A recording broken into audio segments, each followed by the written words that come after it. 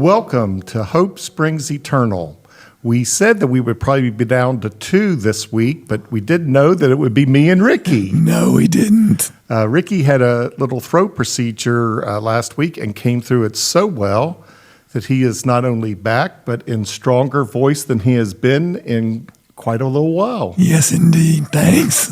We're glad that you're here now. Now you're going to have all kinds of voice issues. I know it now. It's stopping up. As we do this. But Ricky has gone through a little health excursion that has led him to battle some voice problems, but he is back with a stronger voice, and we're glad to have him here. Katie was glad to bow out today as she had a youth lock-in, which means I want to quit my job and never come back, but we hope that she'll be back with us again. Absolutely. Katie may be the one saying, I have no voice left right now. Yes, I imagine that she got a little hoarse after an overnight with the youth. But we're glad that you're here with us on Hope Springs Eternal. We're going to talk a little more about God. We started out with talking about God as creator and as God as a personal God who is interactive with us in our journey. And today we talk about that interactivity with regards to how God is intimately involved in the human course of life in our creation and is providentially at work toward an ultimate goal for God's creation. And so we're going to have some interesting conversation today, I think, Ricky. You know, I think so, because I bet if we got 20 people in the room, we'd have 20 different ideas or different levels of understanding and probably just some outright rejection of different thoughts. Yeah, when you talk about providence, it's sort of like grace. You know, grace is more than a prayer said before a meal. Providence is more than a city in Rhode Island. This is one of those aspects of our faith that is talked about but not well understood. So we ought to have some fun. Absolutely. Least having some conversation about this. And I'll start off. I have always felt the presence and engagement of God in my life and in the world. And at the same time, I do believe that God has placed us in this world with an intentionality and a freedom that is not manipulated nor foreordained. So when I talk about God's providence and the nature of how God is moving, I don't believe that it is already written in stone, but I think that God has an ultimate will for us, that God is intentionally moving us toward that. And even as the great counterpuncher in circumstantially, impacting how the world moves in a direction, even when we turn in wrong directions in our lives. I guess I've been influenced by Leslie Weatherhead and the will of God and that mode of thinking. But Ricky, how have you encountered providence? You know, there's always a tough question, I'll be honest about it, about different ways that we pray, different ways people will talk about providence. But I am a big believer that God is moving us to the completion of God's design for creation, for us personally.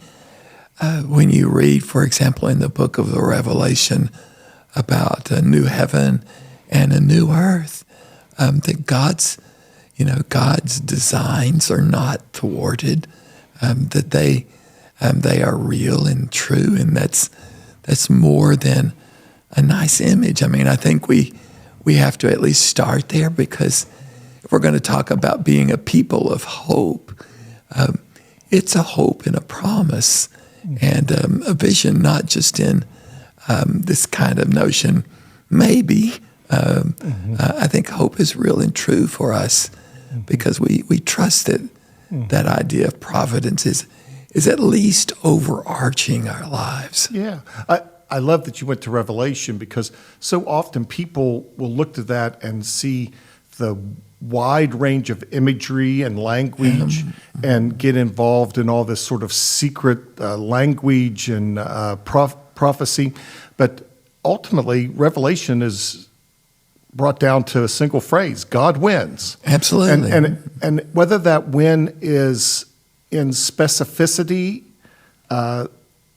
already ordained, or whether it is a promise of victory for God in our world and in our lives that still has openness in it. I mean, this is up for debate, even among theologians throughout the centuries and in conversations in our time.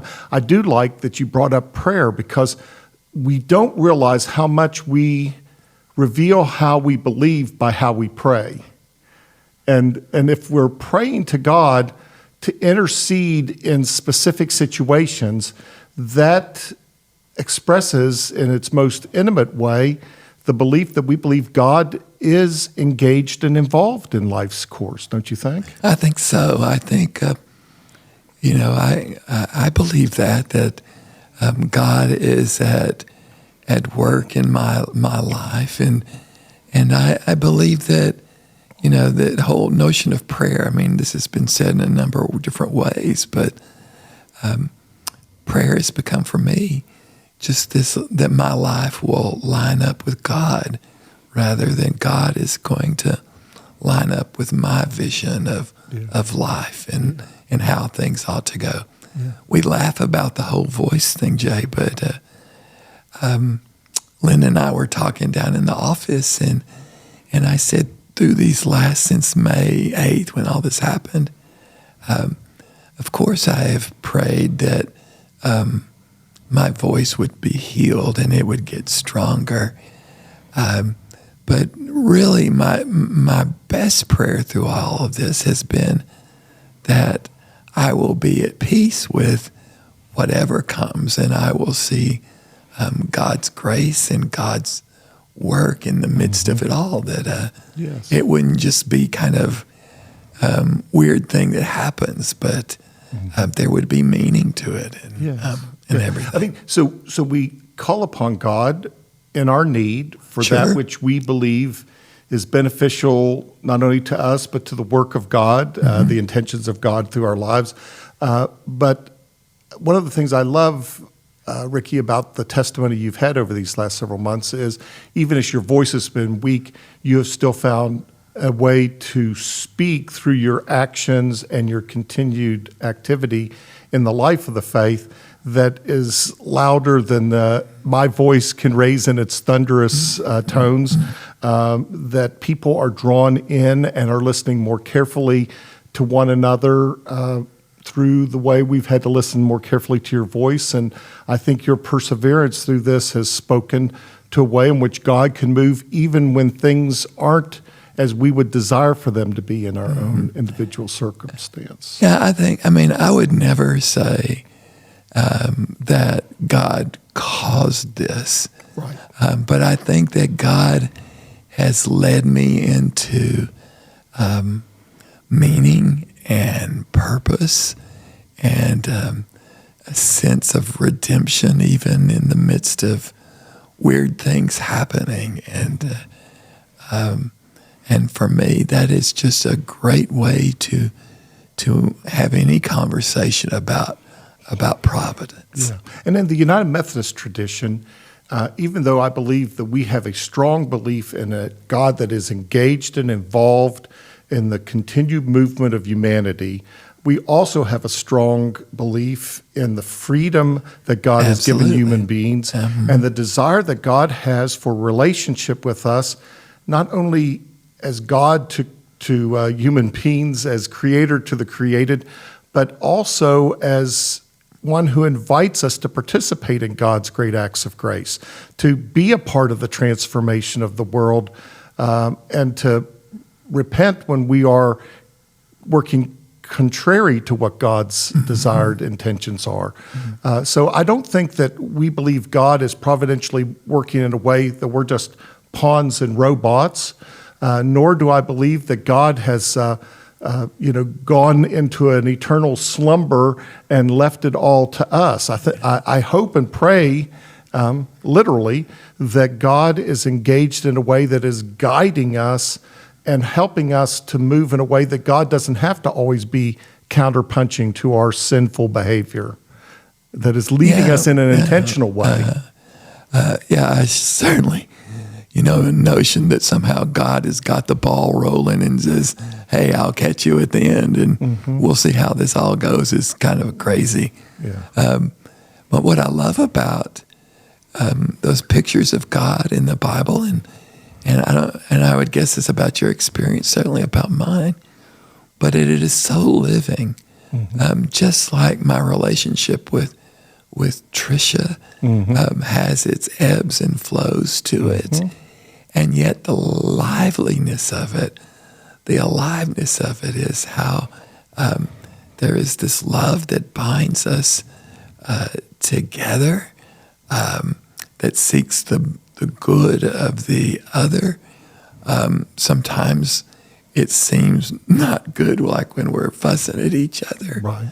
but yet all of it is still moving us forward and I think growing us in a relationship. Katie talked about, shout out Katie, hi, that our God is obviously personal, but it's not private. And to that I would add that our relationship with God is so alive that it takes us through all these different experiences of our lives, ups, downs, good, bad, all of that. I think of the Lord of the Dance. This absolutely. dance that God has with us, that God engages in, but God may be leading us, but we're still a full participant. Sometimes absolutely. stepping on God's toes, sometimes breaking away, sometimes in sync in a way that's very beautiful in that. I do know that one of the big debates among theologians is about the open or closed nature of the ultimate things of God. People talk about God's plan as though we're on this sort of, hell-bent movement towards the ultimate realities that God already understands. And I do believe that there is this ultimate purpose of God for the redemption of all that God has created, for the salvation of the individual as an intentionality of God.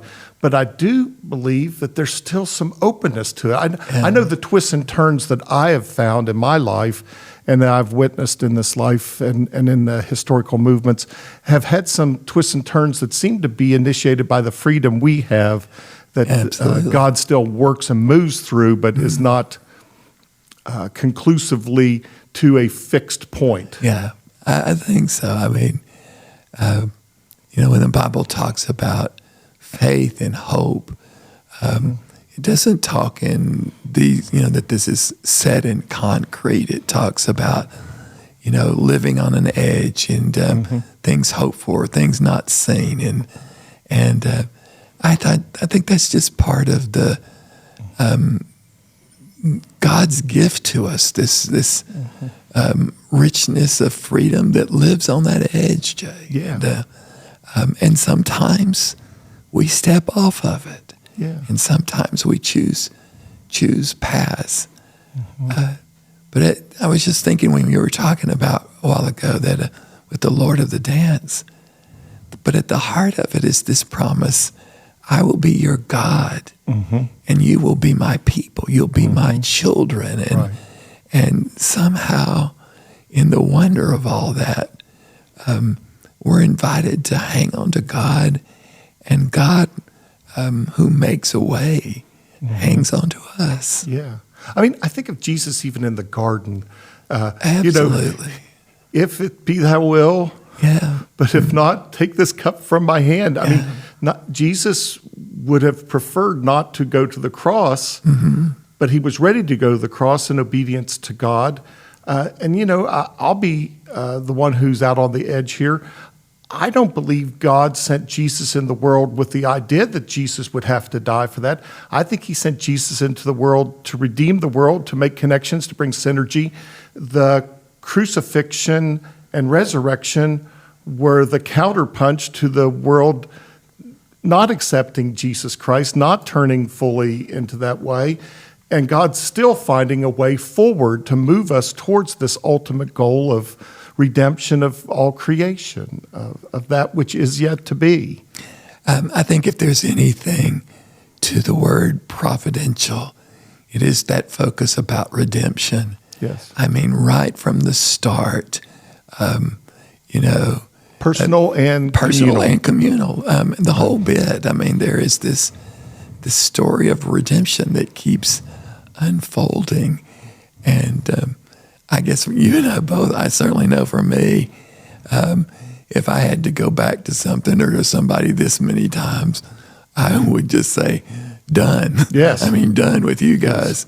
The patience of God in whatever we understand to be the providential movement of God with creation, with humanity, is one of extraordinary patience and grace. And you just take that word redeem to make whole, that God keeps doing that. And so we can talk about different things that have happened in our lives when the wheels fell off or our lives fell apart.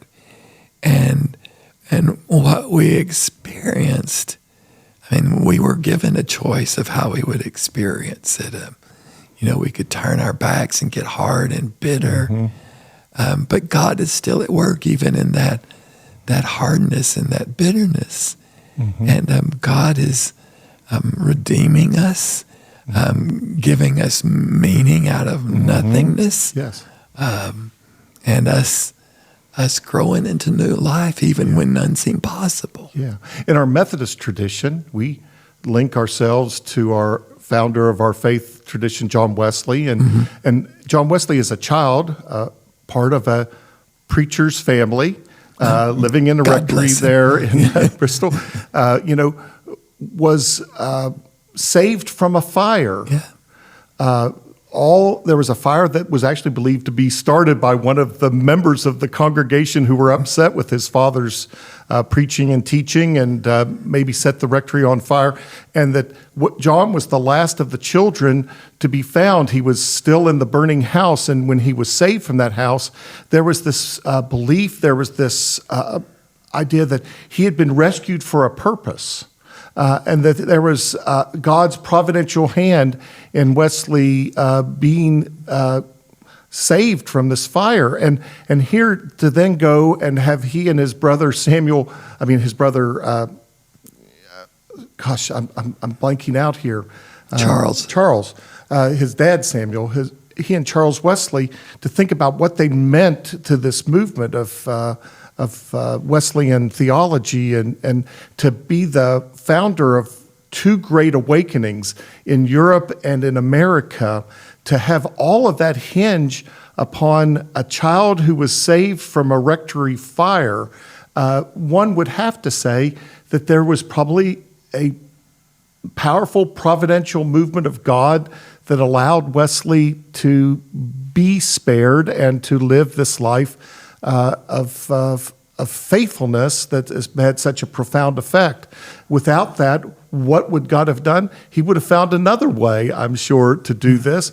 But what a powerful experience that was. Sort of like Joseph, who was sold into slavery by his brothers, coming into power in Egypt and providing a way for Egypt to be spared during a famine and his own family to find provision in their struggles, that God can, in fact, turn what is bad into good.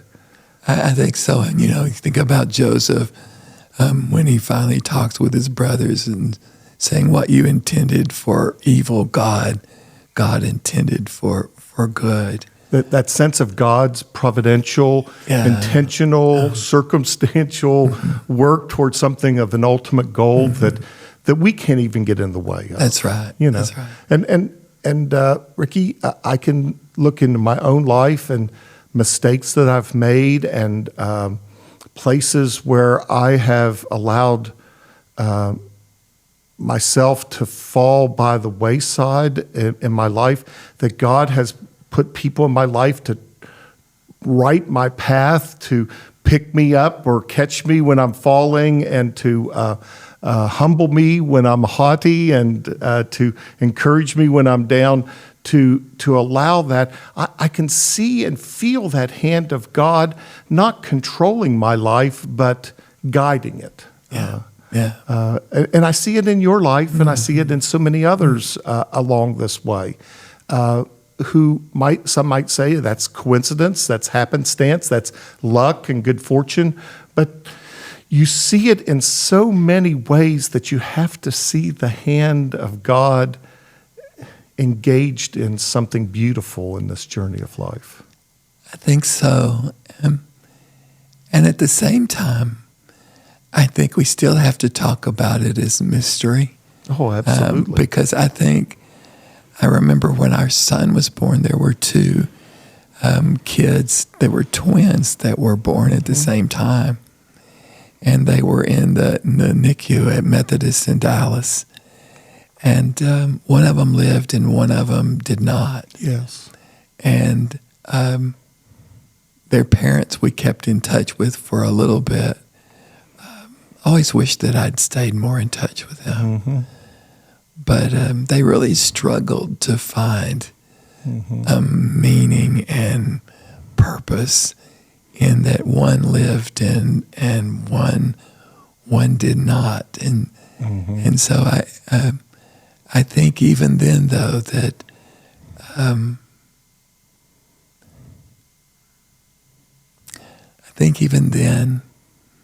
I believe that God is at redeeming even when I can't understand it. Yeah.